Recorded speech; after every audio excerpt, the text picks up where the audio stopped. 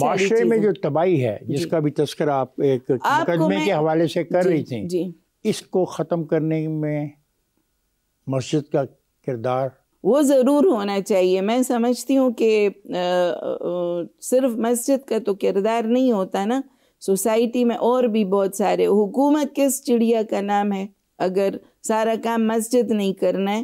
تو پولیس کس چیز کا نام ہے؟ جب بیرون ممالک مسجدیں اسلامک سینٹرز ہیں، یہاں بھی مسجدوں کو اسلامک سینٹر کا رول اپنانا چاہیے. بالکل بالکل میں اس سے 100% ایگری کرتی ہوں.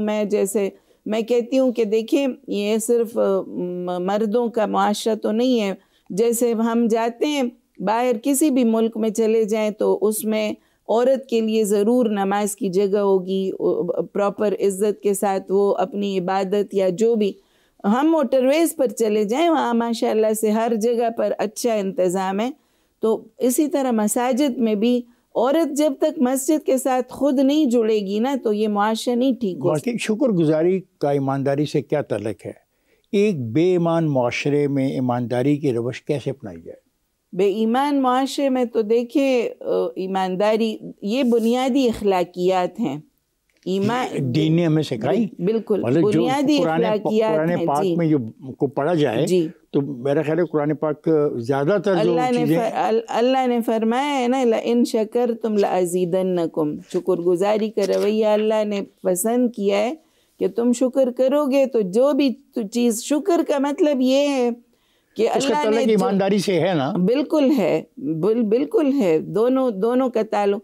شکر کا مطلب یہ ہے کہ خالق نے جو نعمت آپ کو جس مقصد کے لیے دی ہے، آنکھ کا شکر یہ ہے کہ اس سے دیکھا جائے.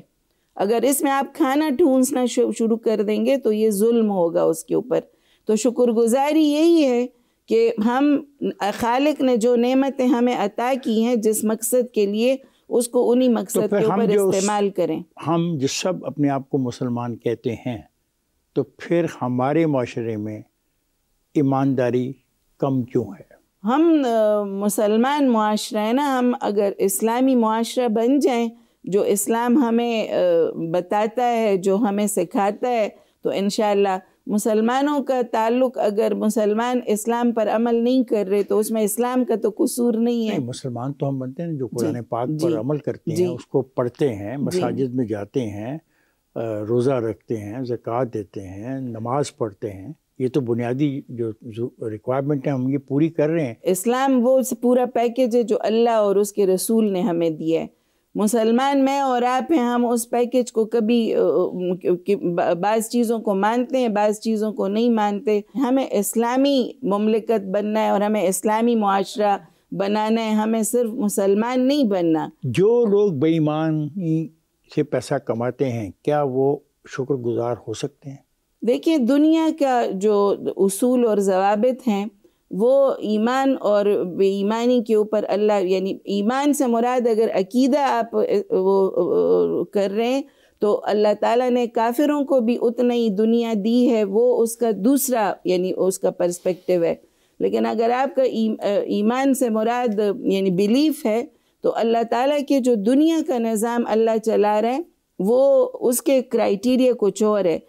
اللہ تعالیٰ یہ دنیا جو ہے وہ اپنے نافرمانوں کو بھی اتنے ہی دیے چلے جا رہے ہیں. ٹھیک ہے، جو ایک نافرمان بھی شکر گزار ہو سکتا ہے. بالکل ہو سکتا ہے. اللہ نے، میں نے آپ کو بتایا نا کہ اللہ تعالیٰ نے جو دنیا کا نظام ہے اس میں رب العالمین ہے، وہ رب العالمین ہے، اور وہ اس نے دنیا کا جو نظام ہے وہ صرف مسلمان اسلام اور کفر کے اوپر نہیں وہ کیا.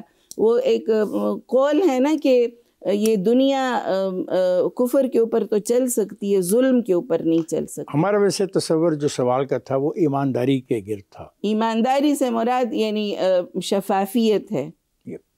شفافیت جو ہے نا جی، وہ اللہ نے دنیا کا جو نظام ہے نا، بڑی خوبصورت ایک کتاب چاہے بناؤ اور بگاڑ مولانا مودودی رحمۃ اللہ علیہ کا، تو وہ اس میں وہ کہتے ہیں کہ دنیا کا جو نظام ہے نا، اللہ نے جو دنیا کا نظام اچھی طرح سے چلائیں گے، وہ چاہے ایمان والے نہ بھی ہوں، وہ کافر بھی ہوں، اللہ انہیں دیتے. اور ہم دیکھ رہے ہیں. آپ یہ کہتے ہو کہ ایک بے ایمان معاشرے میں ایمانداری کی روش اپنائی جا سکتی ہے اگر ہم کر بھی رہے نا. ہم باہر دیکھتے نہیں ہیں کہ وہ لوگ بہت کلیئر ہوتے ہیں اپنے سارے معاملات میں.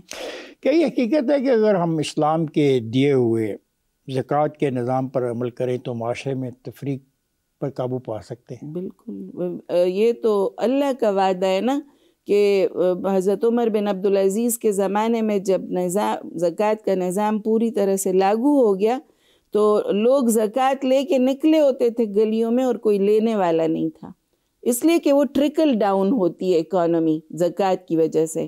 قرآن کریم میں اس کو اس طرح سے بیان کیا گیا ہے کہ وہ دولت جو ہے نا وہ گردش کرتی رہی اور اوپر سے نیچے آتی رہی.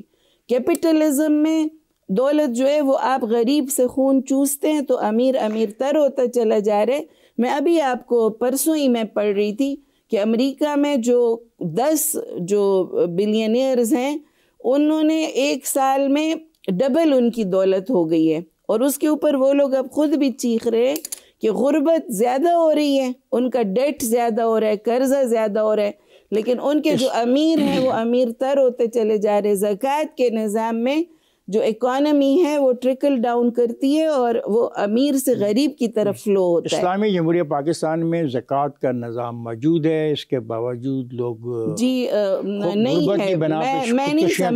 میں نہیں سمجھتی کہ زکوٰۃ کا نظام پوری طرح سے لاگو ہے. پوری طرح سے کیا مراد ہے آپ کی؟ پوری طرح سے یہ ہے کہ اس کے پوری روح کے ساتھ کہ جتنی بھی دولت ہے اس کو صحیح طور سے اگر لوگ خود بھی دیتے، کون کرے؟ حکومت بھی دیتی. کون کرے؟ بیت المال کرے گا نا حکومت. یہ حکومت کا نظام ہے. تو ہے اللہ نے حکومت کے 4 جو فرائض جو قرآن ہمیں بتاتا ہے، امر بالمعروف، نہی عن المنکر، اقامت صلاۃ اور ایتاء زکوٰۃ. یہ 4 چیزیں ہیں جو کہ ریاست کی ذمہ داری ہے کہ وہ نماز کا نظام جو ہے وہ اس طرح سے قائم ہو کہ 5 دفعہ جب لوگ اپنے رب کے دربار میں حاضر ہوں گے نا تو بہت ساری غلطیوں سے اللہ انہیں خود ہی بچائے. مساجد کی تو بنانے کی پوری اجازت ہے، آپ جتنی مرضی مساجد بنائیں جہاں مرضی لیکن بنائیں. نظام نہیں ہے نا، بس زور تو کوئی نہیں کر سکتا. نظام کے تقریب آپ نہیں آنا چاہتے، آپ تو اپنے مدرسے کو رجسٹر کروانے کے لیے تیار نہیں ہیں. دیکھیے ہم نے تو اپنے سارے مساجد، میں آپ کی بات نہیں کر رہا، میں ایک فرد کی بات نہیں کر رہا، ہم ایک سوسائٹی کی بات کر رہے ہیں کہ ہم تو اپنا مدرسہ جو ہے رجسٹر کروانے کو تیار نہیں. جو لوگ بھی جن کے اندر کوئی لوپ ہول ہوتا ہے تو پھر وہ اس طرح کی چیزیں نہیں کرتے، لیکن اکثریت علماء جو ہے وہ دیکھیں فری کا ایک نظام ہے. آپ کی تجویز کیا ہے؟ دیکھیں حقیقت تو یہ ہے کہ اس 25 کروڑ کے ملک میں کروڑوں لوگ ہیں جو خط غربت سے نیچے رہ رہے ہیں. ان کی زندگی اگر آپ جا کے دیکھیں، کرپشن ہے نا، کرپشن ہے. آپ کی حکومت کے جو کارپرداز ہیں ان کے اللے تللے ہیں، اور ان کی جو نان ڈیولپمنٹ کام غیر ترقیاتی اخراجات. آپ سمجھتے ہیں کہ کتنے ابھی پرسوں ترسوں ہی کتنی وزیر سفیر بنے. وہ سیاسی بات نہیں ہم کر رہے. زکوٰۃ کیا ریاست اکٹھا کرنے کی پابند ہے؟ جی بالکل پابند ہے. بیت المال اگر صحیح طور سے کام کریں.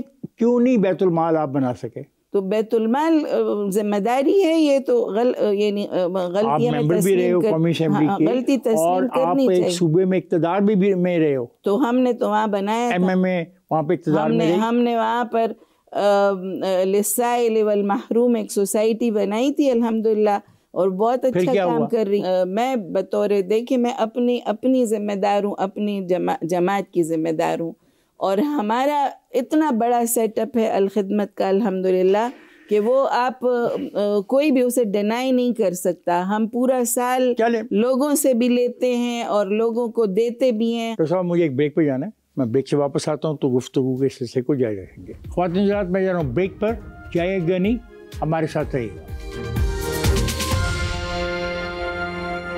ویلکم بیک خواتین حضرات. گفتگو ہو رہی ہے ڈاکٹر صاحبہ سے. آئیے اس گفتگو کے سلسلے کو ہم جاری رکھتے ہیں. کیا زکوٰۃ ٹیکس کا متبادل ہے؟ نہیں، بالکل نہیں. ٹیکس تو دیکھیں جی آپ کا لا آف دا لینڈ ہے، ٹھیک ہے، وہ ٹیکس کے بھی ہم ذمہ دار ہیں کہ ہمیں ٹیکس دینا ہے، لیکن زکوٰۃ ایک بالکل دوسری چیز ہے. لیکن زکوٰۃ جو ہے لوگ انفرادی طور پہ کیوں دینا چاہتے ہیں, سرکار کے ذریعے کیوں نہیں دینا چاہتے؟ اس لیے کہ ان کو اعتماد نہیں ہوتا نا کہ وہ صحیح لوگوں کو مستحقین تک جائیں گے. ہمیں لوگ ووٹ تو نہیں دیتے لیکن نوٹ سارے جماعت اسلامی کو دیتے ہیں, اس لیے کہ ان کو ہم پر اعتماد ہے. اس کا مطلب آپ پاس کافی پیسے ہیں. جی الحمدللہ ہیں. ہمارا کوئی بھی پروجیکٹ پیسوں کی وجہ سے کبھی نہیں روکا. کیا خدا کی اطاعت صرف قبولیت دعا کے لیے ہے؟ ہم میں سے بہت سے لوگ بار بار شکوہ کرتے ہیں کہ ہم خدا کی اطاعت کرتے ہیں لیکن ہماری دعا قبول نہیں ہوتی. اس کا جواب کیا دیں گے؟ دیکھیں جی, اللہ تعالیٰ کے ساتھ نا غیر مشروط اس کی اطاعت کرنی ہے. سمعنا و اطعنا.